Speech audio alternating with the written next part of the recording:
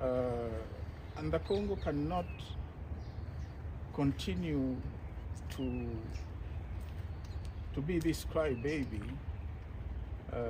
in the region, talking about how weak it is and how strong everybody else is. That to me is not the right approach. Now, how does or will the international community deal with the situation? Well, I'm not part of that particular international community, but as a Congolese, what interests me and what interests the Congolese people is how do we deal with the situation ourselves. Patrie ou la mort. La patrie ou la mort. La patrie ou la mort, nous vaincrons. Qu'est-ce qui se passe dans le nord, dans le sud Kivu actuellement? L'ennemi est stoppé, il est pourchassé ou bien il est en train de gagner du terrain. La diplomatie agissante, il y a Mokonza Mboka. Et comme il a niveau nid. Et comme il a niveau nid. Doha, à niveau de Qatar, qu'est-ce qui se passe? Joseph Kabila a parlé hier. Batounie, Balobi, tant qu'on a un président honoraire, na Kombo Atabombe. Batounie Motuna, mais président Tshisekedi Alobi Yondo Zali complice. Ozali na Simaya le M23 na AFC Yananga.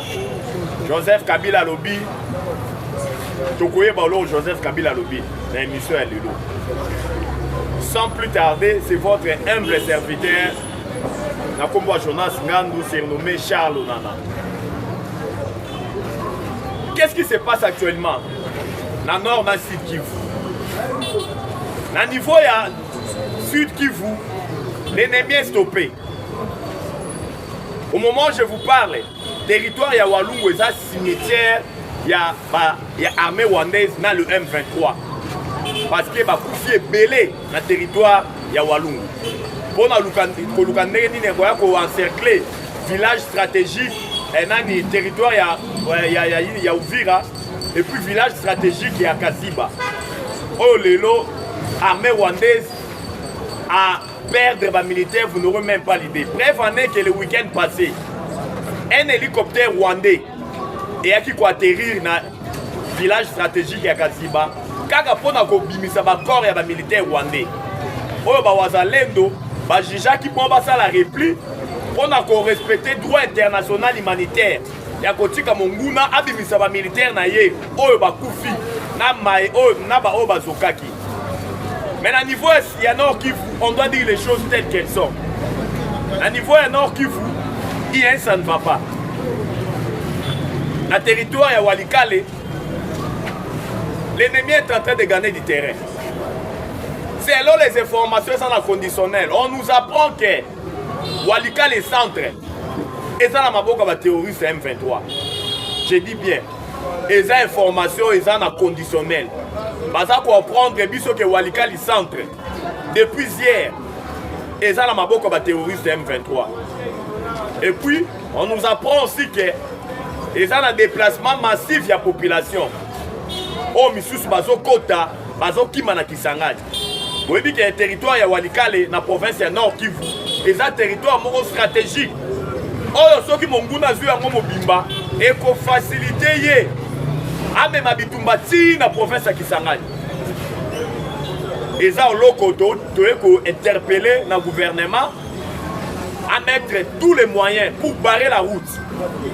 Dans plein l'intensité de Bitumba, comme dans le territoire de Walikale, précisément depuis hier, on va prendre le M23 et AFC et l'armée rwandaise vont contrôler maintenant Walikale centre. Mais les Congolais de père de mères autour de la vision de Bélé. Boni, diplomatie agissante à Mokonza Mboka. Ils ont produit des résultats escomptés. Mais sur le front militaire, l'ennemi est en train de gagner du terrain. Bolandi Fachi. Mais peut-être que vous avez à Kolanda Fachi. Tant que Fachi a eu le pouvoir, à Sali, remise et reprise. passation civilisée et pacifique avec Hippolyte Kanambe na kombo Joseph Kabila. Bakosaki biso ke armée congolaise ezalaki armée ya 150 000 hommes. Zokande ezalaki lukuta munene.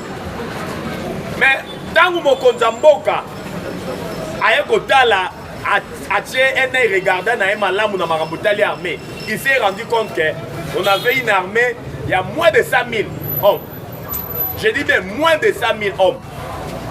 Oyo botu Rolanda Facha za ko estimer lelo tozala ba 100 et quelques mille. Touana ba soldat ba militaires zalaki détourné na régime ya Hippolyte Kanambe. Raison pour laquelle lelo bozo mona ba faille, une armée, brassage, mixage. Armée zalaki ezalaki homogèneté. Bazalaki na même moralité. Trop de traîtres et des infiltrés. Raison pour laquelle Bozomona, toujours il y a des replis stratégiques. On est en train de perdre toujours du terrain. Il y a un niveau à Walika, l'ennemi est en train de progresser. Il faut que le Magamudenge Zali, pour me conduire vraiment, mais à niveau à Sud Kivu, ça va. La diplomatie agissante, ça fait béton. Tolobaka. Cette fois-ci, les Ali Souka. 2025, Tolobaki a une année à renaissance. On a dit mon Konjambo, Kaba Congolais, Belé Baleli. Balobi, mais Fati Beto Lobaki, Yeli Solo na les sanguinaires Paul Kagame, Kaka Lola. Kaka Nzambende a Kofandi Sabango Basolola. Mais Boni Lolenge Kani, Fati a dit Miko Solola na les sanguinaires Paul Kagame. Nado Anamboka Qatar. Pona nini ba Congolais mingi baleli mingi ba se poser ba question belé. Mais ba Congolais de père et de mère Tolobaka, la politique elle est dynamique. Politique est dynamique. Politique au Kokaramaka et Sikamoko yo zate. Nous sommes même entre la Russie et l'Ukraine. Bazo bundat. Mais bazo ko engager ma solo chaque jour. Poutine a l'oba qui solo aux assoûtés. Mais les mêmes Poutine, à zoti de mes émissaires, n'a pas que nous solo là. Dans une délégation à Zelensky, président ukrainien. C'est là pour la suffisance que dans la politique elle est dynamique. Dans la politique, il n'y a jamais eu des ennemis permanents. Dans la politique, il n'y a jamais eu les amis permanents. La politique est basée par les intérêts et les dialogues. Monde de politique et moi les monde à l'isolo. Raison pour laquelle le chef de l'État avait jugé bon de fouler ses pieds dans Mboka ya Qatar. Kagame ne mutu a sollicité qui rencontre wana. Bon tout le monde mbilinga mbilinga na mitu abatu. Boyebi ke ba Qatarien ba travailler ka mingi na les sanguinaires Paul Kagame. Prévenez que Qatar azana ba investissement munene asali na Mboka Rwanda. Oh le lazolo ba il faut ton aéroport munene na Rwanda. Oh lelo Rwanda eza filiale ya Qatar Airways, compagnie d'aviation rwandaise. Eza filiale ya Qatar Airways. Qatar Airways eza maison mère. Rwanda eza filiale. Kagame atali tellement ba sanctions ezalaki partout na mokili. Rwanda isolé sur le plan diplomatique. Union européenne raffinerie muneno a tonga na Rwanda. Alobi désormais est fonctionnaliste sous thé. Mon solo nyoso bazali ko ebisa biso ezalaki à peu près 814 millions de dollars. Oyo bandai ko compte chaque année na ba caisse ya Rwanda. Na raffinerie wana oyo ba européen ba financer o balobi lelo balingesa sous thé. Kagame a senti qu'il a commis isolé sur le plan diplomatique. Les sanguinaires a jugé bon. Allez kokende ko senga na ba Qatarien ake ko lela. Kagame lobby tu sais que dans le baki ngane kaka na mapata. Kaka ngane kaka nzambe na kofandisa biso. Bino ba Qatarien. Boya nanu. Boso boye bisa Tshisekedi. Aya to kutana na Doha awa na Qatar. Yango monaki président qatarien, il a utilisé sa geste nae à miser na ba poids na enyo surtout. On a ko bengisa le président Tshisekedi et puis le sanguinaire Paul Kagame na mboka na na Qatar, précisément na Doha, pour ba fanda ba solola. Ba Congolais ba kamwe ba lobi mais lolenge kani Fachi na Kagame bafande esika moko président ya Qatar ye azalaki na katikati. Mais soki botali vous allez vous rendre compte que Kagame abanda kotala Fachi te. Sur le plan diplomatique eza na langage mosusu. Omoni so osalaka mutu mabe obanda kotala ye na elongi boye te parce que osalaka ye mabe. Raison pour laquelle bomonaki le sanguinaire Paul Kagame azokimisa elongi Fachi soki atali ye azokimisa obe elongi po ayebi mabe azosala na Congo. Yango monaki lors ya point de presse le deux chefs de l'État, étant donné que Fachi c'est un grand diplomate, olandaki badiri ya Fachi olandaki pe yakoka mo ezali ke les sanguinaires Paul Kagame alobaka matin midi soir que le M23 c'est un problème ya ba Congolais. Mais Kagame ye moko kaka na Qatar alobi na lingi cesser les faits. Mais yo tango on cesser les faits. Yo lobi que le M23 c'est un problème ba Congolais. Je demande de cesser les faits à l'immédiat. Mais tu comprends que to bundarana ba Rwandais tolobaka yango à matin midi soir. Le M23 c'est une coquille vide. Ce sont des pâtés, ce sont des paquebots. Bazaba eliningi ya pamba. Bomoni boni les sanguinaires Paul Kagame yemoko avoué na mboka ya Qatar. Alobi ngai nde parrain ya ba M23. Ngai nde na sengi maintenant cesser les faits. Yango moni Fachi Beton étant donné que c'est un grand diplomate. Alobi ya kozela des concrétisations sur terrain. Yango moni à travers porte-parole na Mama Tina Salama. Alobi il y aura toujours des pourparlers entre Fachi Beton direct et les sanguinaires Paul Kagame. Otoyebi que Kagame azalaka c'est un président ruseux. C'est un président azalaka toujours dans l'agenda caché et belé na mutu. Tango alobi na yo a yeba ke B ezali. Tango alobi na yo B yeba ke C ezali. Yango bomoni Fachi Beton tout en état prudent, il a pris toutes les dispositions oyoyo et bosenga ke P est un beau cannabis et recouvrir P d'une manière définitive. Mais au monde dans l'opposition Nzala oyoyo, une opposition bazara toujours versatile. Bango moko balobi au monde. Je sais que dans le bail que y a les sanguinaires Paul Kagame, kaka na mapata. Mais Paul a dit na ki okuta la nae. Mais et kamusi biso. Bango moko ba esi biso to solo la na le M23. Bango moko misusu balobi ote il faut to luka pe li solo na Rwanda. Mais bamoni Fachi Beton asali, bango moko balobi ote. Je sais que n'est pas un homme de parole. Lolo ya lobaki ba solo na Kagame, a ki okuta la na Kagame mais to éviter opposition toza na bango soki eza opposition ya lolenge nini yango na ele loko remercier Kondo Etienne Tshisekedi wa Mulumba de res mémoire wa lobaka ke ntango l'UDPS oza na pouvoir opposition ozalaka te na mboko pour une opposition baza na position fixe te ba une opposition ezoyeba te ezo maîtriser ba prérequis élémentaires ya diplomatie te. Quand on parle de prérequis, des notions élémentaires et de diplomatie, mais on ne peut pas, il y a qu'écarter un dialogue. Dans un pays où ils ont un pays démocrate, l'histoire le faisait toujours permanent. Fachi Beton aujourd'hui a pris langue avec les sanguinaires Paul Kagame. Mais, Bazobo Sanakeno Toche Kagame devait être fait accompli. Devant Mokili Mobimba. La résolution 2773. Il y a Conseil de sécurité des Nations Unies. Mais épointer Kagame du doigt. Et le billet n'est pas congolais. Namboka na Rwanda. Mais c'est clair comme de l'eau. Pour mon dire récemment à Wawa, ma sanction lundi. Ma sanction oyoyo, Union européenne inflige à qui? Na 3 officiers supérieurs rwandais. Dengue ba ko infliger na ba cadre à M23. Mais c'est déjà un pas sur le plan diplomatique. Pour que les oppositions les sanctions ne sont pas fragiliser, pour endormir les Congolais. Non. Mais les sanctions sous Joseph Kabila les alaté. La résolution 2673, où ils ont condamné M23 directement les lots. Et si la chambre au salé depuis, Rwanda 30 ans. Plus de 10 millions de morts, plus de 500 000 femmes violées. Plus de 5-10 000 hectares dévastés, 30 ans. En aucun jour, organe suprême Yamokili. au babengi conseil de sécurité des Nations Unies et pointer ba Rwandais du doigt pour éviter ba Rwandais qui bino bato bomba congolais et ça les manoté c'est pour la toute première fois. Et puis je vous apprends aujourd'hui le 4 avril conseil de sécurité au Sangana pour infliger maintenant ba sanction proprement dite na agenda na ye o prévoit ba sanction o babengi agenda 1533 o ils ont prévoir maintenant ba sanction le 4 avril. Olobaki la paix a changé de côté.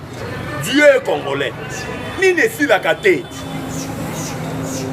Ba minéraux on zamba pesa biso. Yango nezali ko bomisa ba congolais. Ni ne si la kate. To sepeli na Sénat américain. Telo ba nzamba za congolais. Sénat américain ba otiko bimisa résolution moko munene. Sauvons le Congo. Résolution sauvons le Congo. Sénat américain.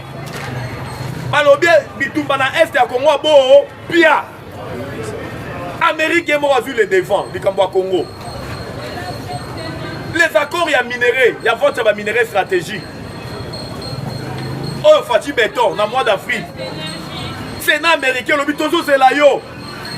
Président Tshisekedi. Sauveur ya mboka Congo. Tozo zela yo yaka. O signé na biso. Ba accord stratégique. Tokotia sécurité na est mobimba. Oui, que sika super puissance ayaka na mosolo na ye. Et puis super puissance nini ya yambo. Tango atie mosolo na ye, mbilinga ezalaka te esika wana.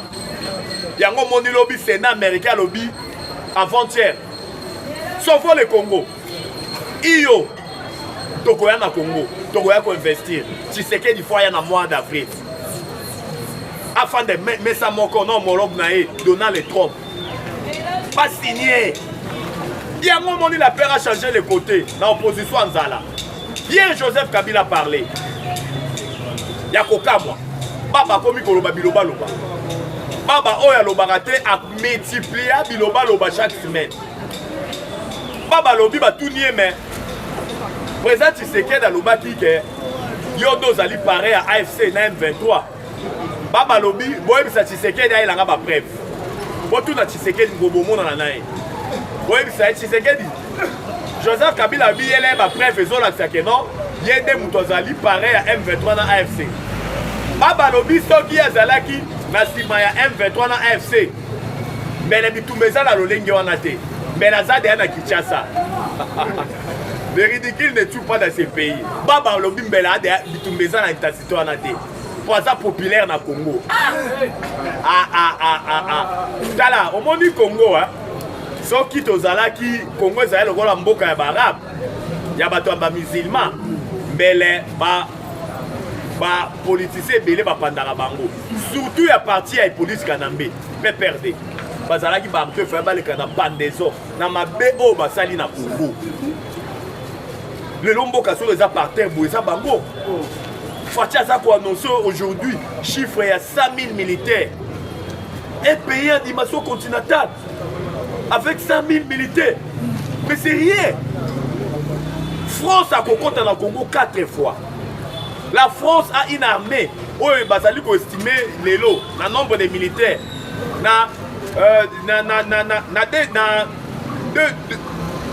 Après 2500. Non. 250 000 militaires. La France aujourd'hui a 250 000 militaires. Sans côté les réservistes.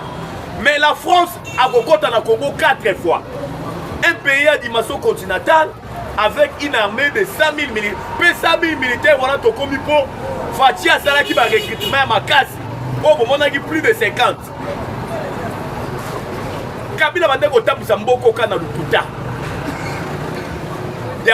Aujourd'hui, le Congo était vraiment enterré. Mais tu sais que d'ailleurs, à zone déterré Congo, après c'est une lueur d'espoir. Oh, les lots congolais non salobi, ni tete bitumba oyo. Mais les lombo à la mission de Moussika. Là où il y a la guerre, il n'y a pas de développement. Parce que, par effort, mon solo nyon se sont concentrés. Ils allaient concentrer dans la partie orientale. Oh, bah, ben, effort de guerre. Raison pour laquelle Kabila, ceux qui les lois s'est transformé dans donneur des leçons. Ils ont un cas moi. Parce que Congo est PC nyon soit qui n'a pas bot. les lois bima multimilliardaire. Les lois s'est transformé dans donneur des leçons. Agenda kokutana na président honoraire sud-africain na kombo ya Tabombeki. Basololi na Tabombeki. Oh basololi nga na to ebité. Mais oh et bon ba marezala raté. On finira toujours par koyeba li solo basoli na Tabombeki. Yango to mo bomoni lelo yoyo. Le Congo aujourd'hui est debout. Émissaire ya Donald Trump na kombo ya Ronnie Jackson. Ayaki dimanche bakutanaki na Fatou Beton. Ayako rassurer Fatou Beton que États-Unis aza sima na biso. Ronnie Jackson, le même émissaire ya Donald Trump, akende kokutana na Papa Sassou. Mokonzi ya Congo Brazza, Congo d'Afas.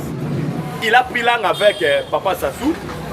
Ayebisi Sassou Nguesso que plaider pour qu'il m'y ait na Congo. Mais quand vous savez biso, pour toi ebi que muto atekeli ba Rwandais ba hectare. Ba militaire rwandais, ba za ba cultivateur te. Et ça Papa Sassou. Dans le émissaire des États-Unis, en dimi ko sala déplacement na pour na ko plaider, ça soit contre les Kambo Congo, ça m'a bêté. Mais Papa Sassou a sous modèle te. Aza na respect au biso ba congolais. Ba ki notre mandé ko pesa été. Parce que tu comprends que aza na biso na double G. Asa pona kana ye ya ko servir ba Rwandais, ya ko tekela bango, ya ko tekela Kagame ba hectare ya minene ya bilanga oyoyo Kagame atinda ba militaire pour ba espionner na Congo pour batala ndenge nini ya ko déstabiliser les grands Congo. Oh ba bi ke ba ko kate. Yango lelo toye ko interpeller ba Congolais nyonso, surtout toye ko beta mbela. Pona likambo bande ko bande ko lela na lisolo ya mokonza mboka na le président sanguinaire Paul Kagame. Tolobaki ake Paul Kagame nde muto a sollicitaki rencontre wana. Asengaki na ba Qatarien ba bengisa Fatou Beton ba solola. Mais il y a une information autozui. Rencontre la Bambi Baleza qui prévu dans l'agenda Moroté. Et ça l'est mis d'emblée. Les Congolais s'attendent à quitter. Et ça l'est mis. Mais selon les informations de notre possession, va apprendre biso que vous voyez que les Qatariens sont alliés mener. Il y a des Américains. Tu vas apprendre biso que pour le président fâché avec les sanguinaires Paul Kagame, selon lui, la présence du président qatarien pendant 45 minutes. Vous pensez que ce que c'est qui vous met dialogue les solos pendant 45 minutes. Un Congolais de père et de mère, réfléchissons, jamais. C'est-à-dire, il y a eu des impositions. Selon les informations de notre possession, l'administration Trump a solo là qui n'a pas président qatarien. Sous l'olette de l'administration Trump, le président qatarien a béni ce qui fait dans les sanguinaires Paul Kagame. Il y a eu des impositions. On nous apprend même que dans l'imposition, il y a un chef de l'État où déjà, comme il conjugué n'a passé, dans la superpuissance, à l'occurrence les sanguinaires Paul Kagame. À l'objet dans le salon vieille et pignon, il y a une grande puissance. Kagame, il est déjà conjugué au passé. La superpuissance à Mokini Balobi, parce que maintenant qu'on étudie, il faut pas l'ongler dans le pouvoir. Pour cela, Missou Balobi, Missou va faire ça qui est dans le Congo a échoué. Mais il faut échouer pour les ambassades congolais. Les Congolais de père de mère, le lobo au Kamote, même parrain Oyo, faire ça qui Kagame, plan il y a qu'on déstabiliser le Congo 30 ans. Pour bango bazwa ba minéré. Kaka ba même occidentaux na impérialiste. Les lobes a lâché les sanguinaires Paul Kagame. Mais ça doit nous interpeller. Vous pensez que et ça les mis dans la diplomatie agissante à Fatou Beton? Non. C'est Dieu. Et ça les mis dans ma casse ya Nzambe. Parce que na biso moko batutonga to kokate. Le même bateau va venir soutenir yo. Les mêmes bateaux Babalukeli Lelo Kagame, les mêmes bateaux Babandi Lelo pour infliger Kagame des sanctions, le même bateau Lelo Babandi Kolobake, Kagame appartient déjà au passé. Mais il faut interpeller Bissot. Effectivement, il y a eu des injonctions. Lors il y a rencontré, il y a les sanguinaires Paul Kagame na Fachi Béton. Kagame a été instruit d'une manière officielle par les superpuissances de retirer ses militaires au Congo, hic et nouk. Ici et maintenant, parce qu'il y a des militaires au Congo. Et puis, bazali kotenga na ye ata la mikolo ezali koya bamwe ezali koya ane ezali koya lolenge nini faut tika pouvoir po tolobaka yango awa ke non mindele soki bazoloka soki bazana ba agenda caché ba plan machiavélite balingaka te bo étaler yango na place publique parce que un blanc asarana te na honneur na ye omone honneur ya un blanc alingaka te ba remettre yango a cause alingaka te basarana na yango mundela badi koboma ba congolais 30 ans en complicité na les sanguinaires Paul Kagame. Mais diplomatie agissante ya mokonza mboka elakisi ke ezalande mindele na Kagame. Mundela sali rétro-pédalage abino non nga na bomaka ya kobatama mais o bandi kolakisa ngai boye na face du monde oyo bolumbu nange bibi libanda non je dois mettre un terme na massacre na bomaka ba congolais pour appuyer ba minerai na bango mais mutolo mande koloka na ye pour na mettre un terme na sauver honneur na ngai il faut Kagame akende. Kagame il sait très bien que non ses jours sont comptés bientôt là à cause de la conjuguer au passé bref aneke dimanche na arena ya Rwanda na arena ya Rwanda Kagame a sangisi les officiers supérieurs le président de l'institution sur Rwanda la population rwandaise ba député rwandais Kagame a dit ba rwandais to se ressentir pour pas ces oya na Rwanda alobi Belgique azo milité pour pas sanctionner biso Tshisekedi oyo na minimizaki on a monaki ye mutu pamba mais diplomatie agissante Tshisekedi lelo et isolé Rwanda sur le plan diplomatique mosolo nyonso tozwaka mboka tu ya bapaya bapimeli biso nalobaka na baémission na ngai awa wa nyonso ke Rwanda aza na budget ya 4 milliards budget 2025 na Rwanda eza 4 milliards mais na 4 milliards wana 1 milliard et quelques et où t'arrives pas bapaya imaginez que bakati yo 1 milliard et quelques na budget 4 milliards oh babengi les appuis budgétaires mbongo bapaya bapesaka ye est-ce que yo ko revivre ici yango bomoni on nous apprend que plusieurs projets na niveau ya Rwanda et ça stoppé le front rwandais est comme subir un choc exogène c'est-à-dire il y a pas plus budgétaire que Utaka Libanda comme subir yango au moment où je vous parle on nous apprend même les impayements dans les institutions, dans différentes institutions rwandaises. Il y a des impayements. On nous apprend même que les soldes des militaires, au moment où je vous parle, là nous allons recevoir yangote, il y a déjà 2 mois. Pour retourner à M23, Azoï Baba Minéré, boni pour financer Bitumbate pour l'économie rwandaise évoluer d'une manière exponentielle. Maintenant, la plupart des minéraux, le M23 Zali Koiba, Congo a déclaré un site minier sous contrôle de M23, un site minier rouge. Vous voyez que vente des minéraux et c'est la traçabilité. Client a Tunaka et Utina Mboka Nini et Utina village Nini. Il faut même la traçabilité pour éviter les minéraux du sang. Mais tout le monde le Kani, le M23 a parvenu même côté comme minéraux du sang en athée. Parce que Congo tient en zone rouge.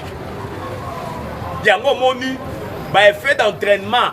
Il y a mes ventes de minéraux et qui est en Rwanda.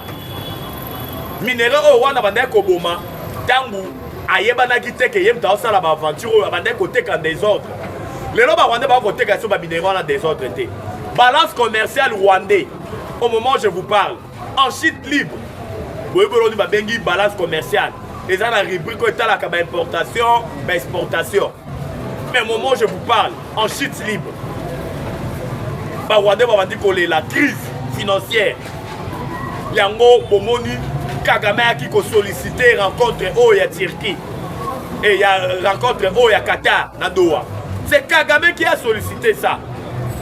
Vu crise financière ils ont frappé de plein fouet à cause de la sanction mokili mobimba za ko infliger na diplomatie justice ya mokonzi mboka. Ya ko to osera na ba congolais lelo ozala debout. La guerre de l'Est, c'est sur le plan spirituel. Donc, gagner un mot. Sur le plan diplomatique, victoire écrasante. Mais, vous voyez que sur le front militaire, les autres tutubés au sein de notre armée, il y a la traîtrise et l'infiltration. Bilo voilà Kamibale. Oh, Bolandi Fachi Beto Lobby. Nous allons créer une armée professionnelle. Pas une armée de brassage et mixage. Une armée professionnelle. Il y a des Congolais de père et de mère qui ont facilité dans l'armée à Malonga.